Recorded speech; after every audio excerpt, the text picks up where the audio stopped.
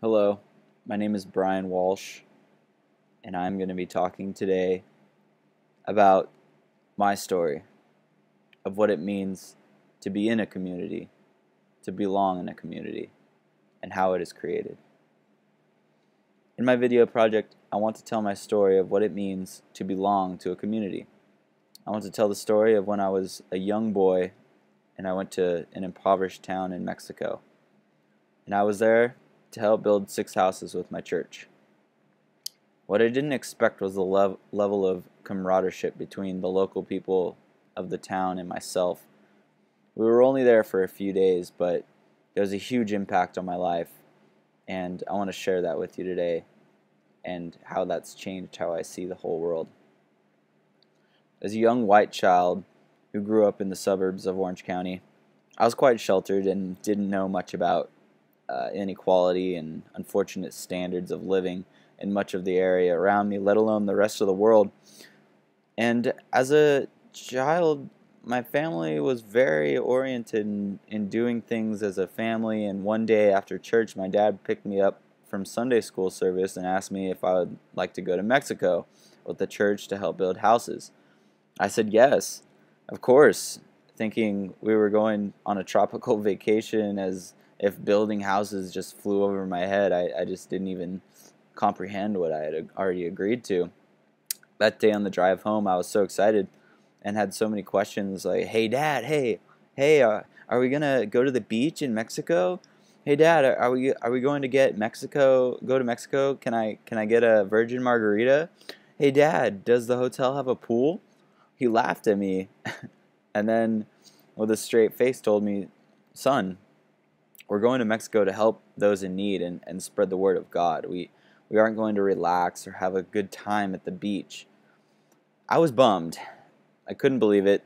I felt betrayed that my dad would trick me into going to Mexico to work. No beach, no margarita. Ugh, whatever. I was already committed and I wasn't going to complain any further. As the months went by and we were upon the day we were setting to leave for Mexico, I could remember my excitement mounting. We all met up at the church, had a quick meeting, and then hit the road. We drove through San Clemente, San Diego, and then crossed the border. As we went further into Mexico, I noticed how rapidly buildings and roads were slowly changing into sheet metal huts and dirt paths. For the first time in my life, I felt like I was on another planet.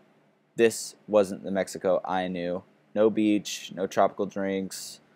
I was in the shit. Almost literally. When we got to our bunkhouse, there was one running toilet and 2 low-pressure showers. The next morning, we went to the site where we would be building the houses. There was a single room area in a small corner for cooking, another small corner for using the bathroom. The whole structure was falling apart. It had hardly been held together by old rusty nails through fiberglass rain sheeting. And for 2 hours, we started working. I met the family, my group, and we began building that house that day. And it instantly moved me into this inviting nature, and I felt an intimate connection with them. The Riviera family were happy to see us, and we're grateful that we had come to do what we had. I immediately made friends with Humberto Perez, who was probably a year or so younger than I was. He showed me, his favorite toy, and we both played with it while the adults did the best they could to explain the order of operations. As Humberto and I did our best to communicate with each other, it became evident that we were going to be friends. And at the end of that day, I had to go back to my bunkhouse, and he stayed there at the site where he was living. And it was like a adios, I'll see you tomorrow type thing. And my dad asked, what'd you do all day? And I just said, hung out with Humberto. He was a cool guy, cool little kid. And he laughed and asked me to explain the work I did. I told him about how Humberto helped me and I helped him. We nailed some boards to other parts of the house. The next day, as we showed up to work, Humberto was there waiting outside with his favorite toy again for me, and when we came walking up, we got right to work on the construction. I remember it being super hot that day, and I needed to take more water breaks than the day before. Humberto kept poking fun at me and like making gestures that I was drinking so much water, and even though we didn't speak each other's language, I could tell that Humberto was asking me to go somewhere with him during one of our breaks. I was reluctant to leave because there was still a lot of work to do, but I followed him anyway. As we walked through the dirt road city, I saw more and more of the living conditions and how different they were compared to what I was used to. I felt sad, almost scared, and got very anxious. I tried to tell Humberto that I wanted to go back, but with a smile on his face, he insisted that we keep going. When we came upon a small house like the one Humberto was living in, they called out, "Hey!" And out came 5 kids that were just about our age. Humberto looked at me and started speaking in Spanish to the other kids, and they all looked at me, and for a minute or two, we just waved, and this little girl chuckled, and we all just stood there. I was never more nervous now because I didn't know what they were thinking or talking about.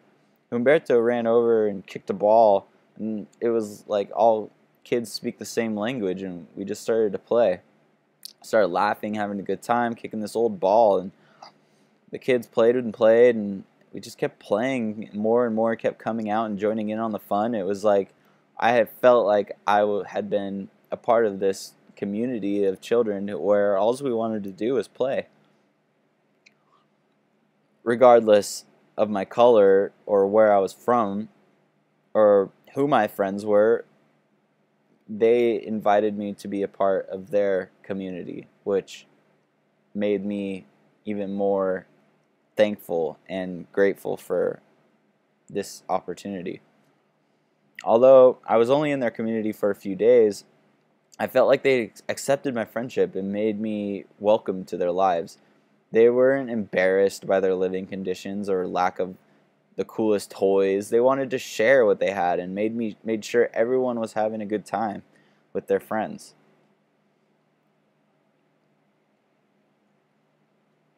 As the day went on and we ran back to the work site, I looked for my dad and gave him a big hug, and he said, "We're done." My dad said he couldn't believe it. It all happened so fast.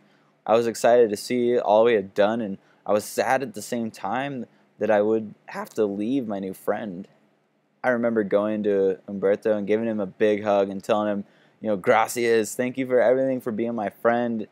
As we left to go back to the bunkhouse, Humberto stood at the same spot he did when we arrived as now, and he watched us go.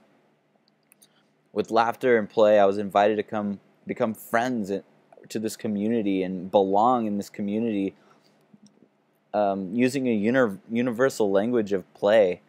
And we didn't have anything in common besides wanting to play, and it didn't matter what color anyone was or what language we spoke. It was just kids kicking a ball around, and my life changed for the better after I met Humberto and his friends. I became a better person. I accepted people more easily. I never took life's luxuries for granted, and I'll never be embarrassed to be the person I was made to be.